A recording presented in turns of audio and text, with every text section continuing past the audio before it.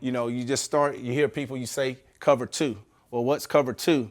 Well, cover two, we're gonna have two guys deep primarily.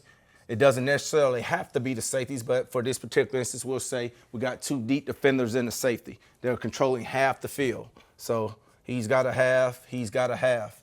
Okay, then you got 5 underneath defenders is what cover two is. So it can be this guy who's a middle underneath defender, this guy who's the field hash underneath defender, this guy's the boundary hash underneath defender, this guy's the field flats underneath defender, and this guy's the boundary flats underneath defender. So 2 deep for us in the terms, we got 2 half field players and 5 underneath defenders, which you say 2 flats, 2 hashes, and a middle deep defender. Let's take a seat and see what we got here on the field. All right, okay. All right, cover two. So, mentioned when we talked about having cover two, so out of a combination, we're gonna have 2 guys that are gonna end up deep. Honestly, I don't have the defensive call on the bottom of the screen, so Coach White doesn't kill that's me a good thing. Yeah. from that standpoint.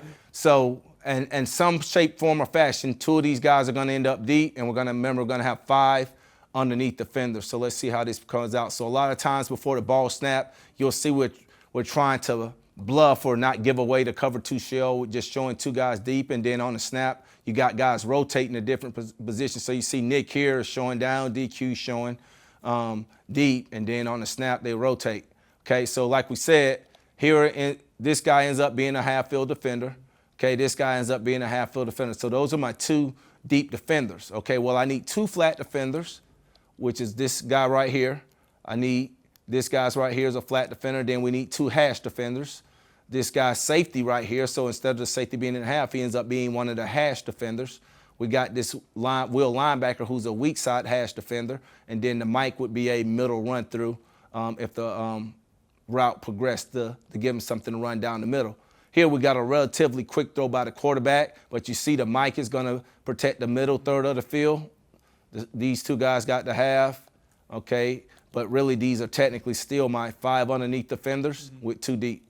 So that's kind of a version of a cover 2. And again, remember I said about, well, what is one of the weaknesses of the coverages is a no cover zone. So anything 5 yards or less, everybody's dropped past 5 yards. So they're going to catch these, and you got to be able to, great reaction of all these guys seeing the ball thrown and reacting down, but that's a no cover zone, okay? Let's say this area right here, this is where the corner would have to do a great job of playing no cover zone and helping if this receiver were to come out here and run this route, because this safety's deep or this corner's deep. So there are some no cover zone weaknesses, but again, it's the strength of the coverage. A lot of times it's making the ball get thrown in front of you.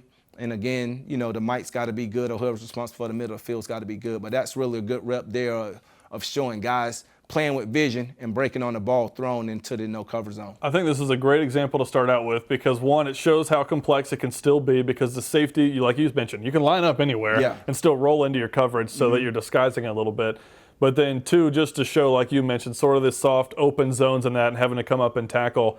So let's just start with a couple of these guys. A corner on the right side of our screen here. Yes, sir. He can keep backing up until he sees a threat in the flat. Is that correct?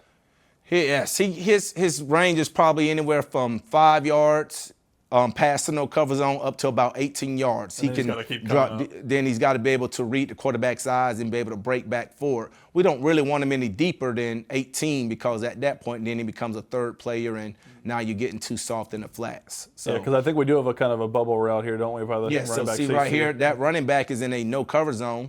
So now if this guy was to come run a 7 route, a corner route out here, then he's inside out, so that's why we say there's different variances of no cover zone. So he's got to protect in the no cover zone, which is that route and this route. So he's got to gonna split the difference between them.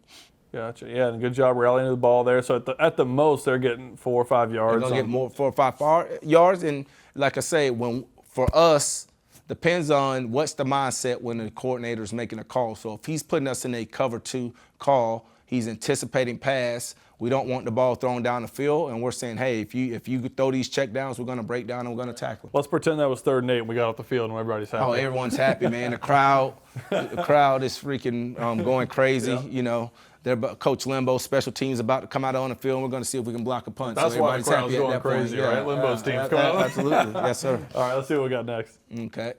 All right. So I just did 2 examples of each coverage here. So again, Okay, right here, we're not showing that we're in the two deep. So again, it's the complexity of moving around.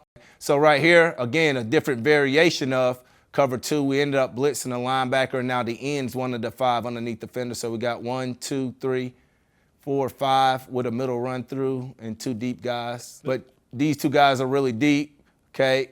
The no cover zone everybody should be dropped past 5 yards. Now the end who doesn't drop as much is kind of teetering on that no cover zone area, but no. So again, cover 2, we kind of talked about that. Yeah. No, this is a good example again of how complex it can be, and you're still only bringing what looks like I only see 3.5, 4 hats up there at the line of scrimmage in the end. So yes, really 3 guys. Oh, actually, we dropped another. Yeah. So it looks like he's still getting pressure too. That's just something that kind of confuse an offensive line. It's like, all right, where are they coming from? You know? Right. You try to bluff, and hey, we're bringing the linebacker on this one. We're dropping the ends on this one, and even though you're only bringing 3 guys, these linemen are like, oh hell, who are we blocking? Yeah, you've got 2 guys looking for work because they don't know where it's coming from. Exactly. Now, obviously, these guys have a chance to block if you're only rushing 3 guys, but again, now it makes it difficult for the quarterback because you're dropping so many guys in coverage. You know.